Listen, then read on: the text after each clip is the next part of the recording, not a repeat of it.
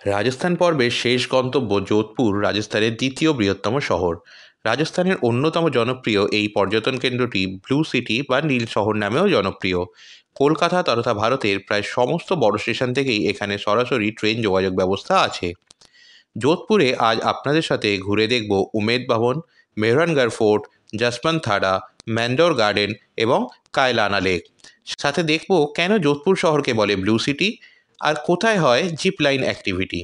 যোধপুরে গাড়ি বুকিংয়ে এক ধরনের স্ক্যাম চলছে, কিভাবে সেই স্ক্যাম থেকে আমরা বাঁচলাম আর আপনারাই বা কীভাবে গাড়ি বুক করবেন তা জানতে ভিডিও শেষ অবধি দেখুন। উমেদ ভবন হলো বিশ্বের অন্যতম প্রাইভেট রেসিডেন্স। এতে মোট 347টি ঘর আছে। এটি প্রাক্তন রাজপরিবারের রয়্যাল রেসিডেন্স ছিল। বর্তমানে এর মালিক হলেন গজ সিং। বলা হয় এক সাধুর অভিশাপে রাঠোর সাম্রাজ্যের শেষে এক ভয়ানক খরা দেখা দেবে, আর হয়েছিলও তাই। পরপর 3 বছরের খরায় জীবিকা হারালেন চাষিরা। মহারাজা উমেদ সিংয়ের কাছে দরবার করলেন কিছু কাজের জন্য। কৃষকদের সাহায্য করে কাজ দেওয়ার উদ্দেশ্যে এই রাজকীয় প্রাসাদ তৈরি করেছিলেন, যার বেশিরভাগটাই এখন 7 স্টার হোটেল হিসাবে ব্যবহৃত হয়। এখানকার মিউজিয়ামে ঢোকার এন্ট্রি ফি হলো পার হেড 30 টাকা করে। চলুন রাজপ্রাসাদের ভিতরটা একবার ঘুরে দেখি।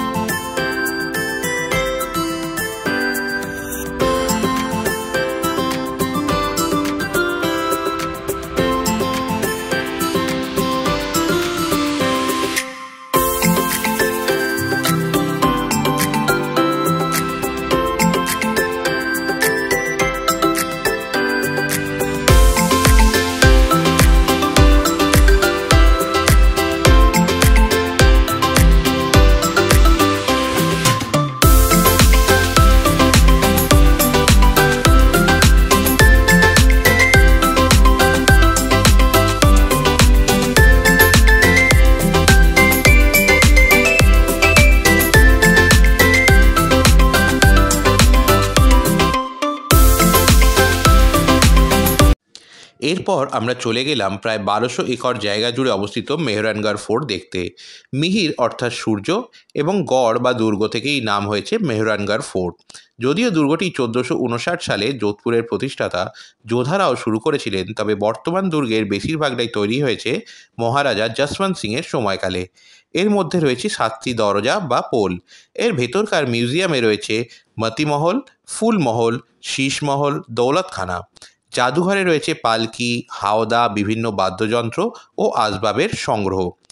এর ভেতরে প্রবেশের মূল্য 100 টাকা। লিফটে করে ওপরে যাওয়া যায়, তবে তার মূল্য আলাদা। চলুন একবার ঘুরে দেখি মেহরানগড় ফোর্টের ভিতরের অংশগুলি।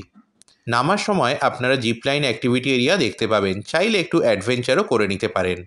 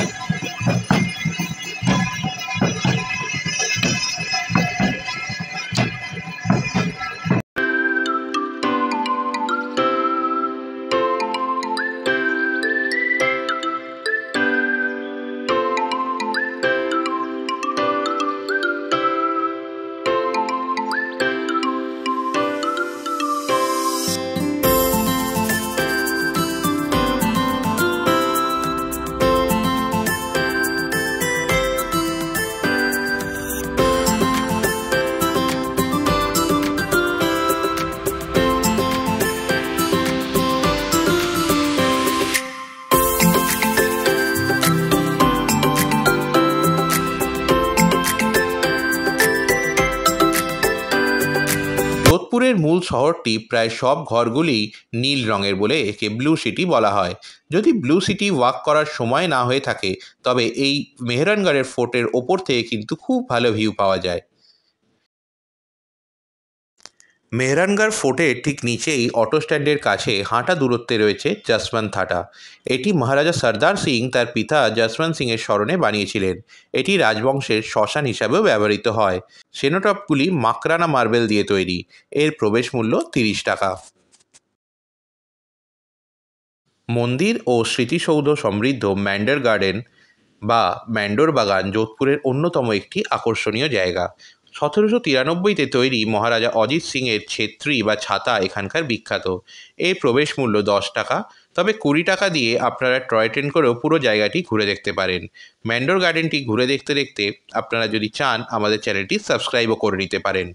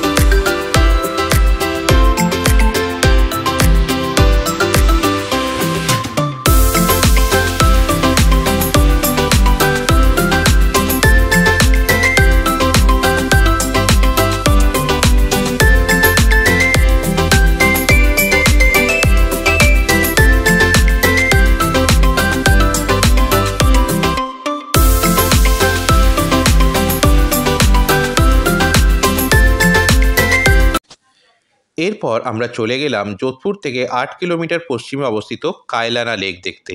এটি একটি কৃত্রিম হ্রদ যা ইন্দিরা গান্ধী খালের সাথেও যুক্ত। এখানে বিভিন্ন রকম বোটিংয়ের ব্যবস্থা আছে। এখান থেকে খুব সুন্দর সানসেট দেখতে পাওয়া যায়।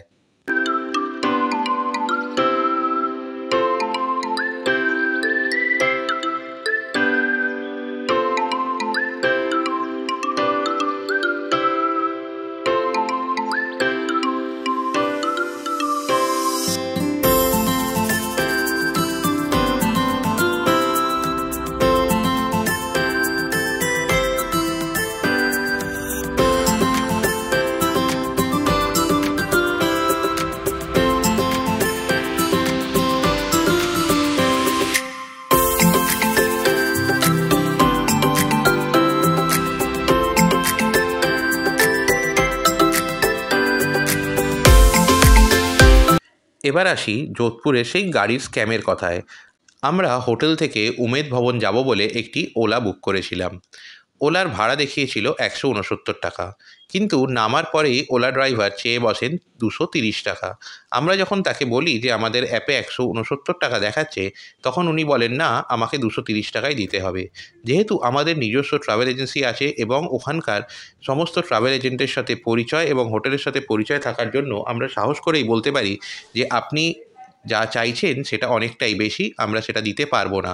আপনি যদি আমাদের থেকে কিছু টাকা এমনিই বেশি চাইতেন তাহলে আমরা দিতাম, কিন্তু 230 টাকা ভাড়ার থেকে অনেকটাই বেশি। আমরা পুলিশে খবর দিচ্ছি, আপনি দাঁড়ান। কিছুক্ষণ বাকবিতণ্ডার পরে সেই ড্রাইভারটি সেখান থেকে চলে যায়। তখন ওখানকার লোকাল লোকেরা বলে এটি এখানকার সমস্ত ওলা উবের লোকেরাই করতে থাকে। তারা পর্যটকদের থেকে জোর করে বেশি টাকা আদায় করতে থাকে। তাই আপনারা চাইলে অটো করে ওখানে ঘুরে দেখুন বা গাড়ির জন্য যোগাযোগ করতে পারেন আমাদের সাথে। যাত্রা ট্রাভেলস যাত্রাই আমাদের পরিচয়। তাতে খুব সহজেই যোধপুর শহরটি ঘুরে দেখতে পারবেন। অটো ভাড়াও কিন্তু খুব একটা বেশি নয়। নিশ্চিন্তে ঘুরে দেখতে আমাদের সাথে যোগাযোগ করুন। আমরা রাজস্থানের কাস্টমাইজ ট্যুর এবং গ্রুপ ট্যুর করে থাকি। যাত্রা ট্রাভেলস যাত্রাই আমাদের পরিচয়। এরপর আমরা হোটেলে ফিরে এসে ডিনার সেরে বেরিয়ে পড়লাম বাড়ির উদ্দেশ্যে। আমাদের গন্তব্য কলকাতা। শেষ হলো 2023-এর রাজস্থান ভ্রমণ। এরকম আরও নানা জায়গা ঘুরে দেখতে বা এক্সপ্লোর করতে সাবস্ক্রাইব করুন যাত্রা ট্রাভেলস ব্লগ।